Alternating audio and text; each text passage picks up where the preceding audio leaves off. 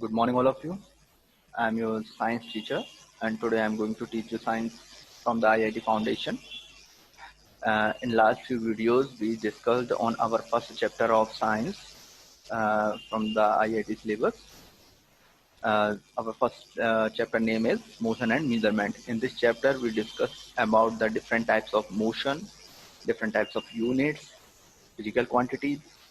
Okay, and today and in last video we discussed on the measurement of length, multiple and some multiple units, and today we are continuing with the same chapter from the next topic, measurement of area, and the next heading for today is measurement of volume. Okay, so what is area? In mathematics you already know that how we can calculate the area of any place of any object. So a simple formula is used to calculate the area in mathematics. Area is equal to length into breadth. Okay, so by these two units, these two quantities, we can measure the we can calculate the area. Okay, but this formula is applied on the objects that have regular shape, regular objects, and don't apply on the irregular objects. Irregular object means the objects that have irregular shape. So to calculate the area of irregular object, we can follow a procedure. In this procedure, we prepare a graph. We take object and draw its outline on a graph paper like this. It is a graph paper, and it is a irregular shape object, and we draw the outline of that object and count the squares that have complete squares, means that completely covered with object like this. These are red color squares, as shows the number of squares that are completely covered with the object. Okay, and these are the squares that are more than half filled. Okay, so these are the squares more than half. So we count the numbers of it, and the green squares, the squares which filled with the green color, and we count the number of these squares. These are approximately filled half. Okay, and we neglect the squares that has covered less than half area of the square. Okay, so we use a formula. This formula is area for irregular object is number of complete square. Number of complete square. So we count the squares which are completed, plus number of square more than half. Number of squares which are filled more than half. So we write the number, then plus half number of half square, means 1 upon 2 number of half square, 1 2 3 4. So for the half number of squares, so we write the numbers of square here. Number of complete square 19, number of square more than half, blue, that is blue, 9, number of squares about half, approx half, that is green, 4, number of squares about half, how many squares, 4. So according to the formula, area is equal to 19 plus 9 plus 4 and 1 upon 2 is equal to 30 centimeter square. We know that the unit of area is centimeter square.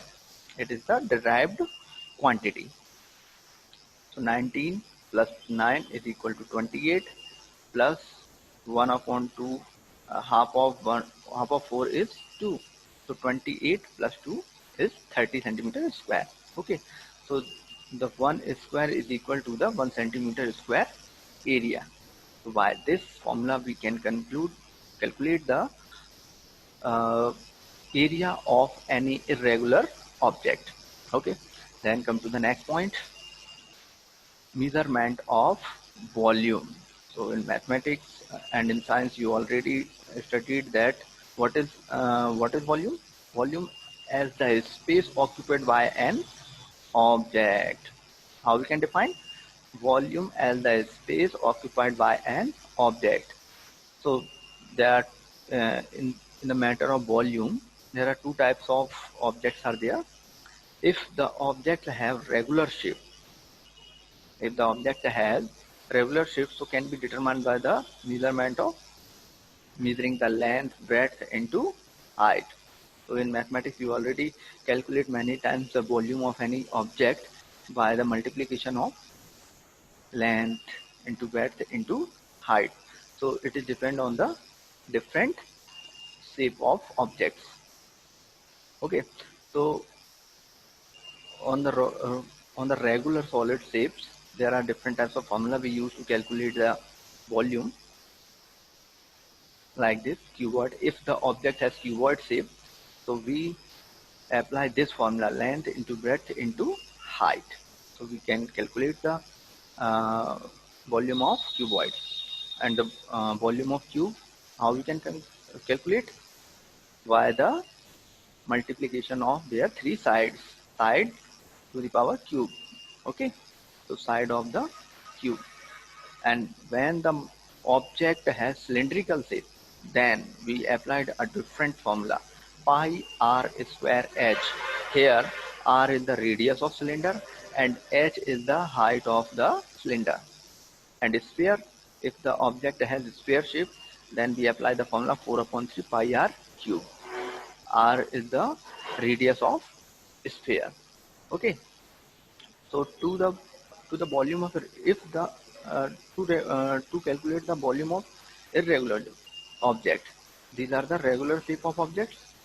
And then to calculate the volume of an irregular object, we can use the principle of, we can use the another principle. According to that, volume of an object immersed in equal to the volume of water displaced by the object. Suppose we take an object, and this object, when we dip in the liquid, so this object displays the amount of water, how much amount it displaced. So that here the level of water raised. So the raised volume of water we can calculate, and this is equal to the object volume. It means अगर कोई भी एक object जो होता है जिसका कोई irregular shape है और उसका हमें वॉल्यूम फाइंड करना है, तो वो किसके इक्वल होता है?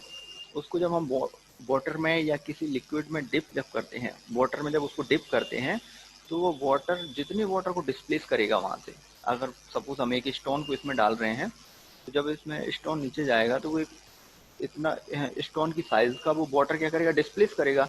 तो वो वाटर का रीच कहाँ हो जाएगा? लेवल यहाँ रीच हो जाएगा। ओके, तो हम यहाँ से यहाँ तक के वाटर का क्या कैलकुलेट करेंगे? वॉल्यूम।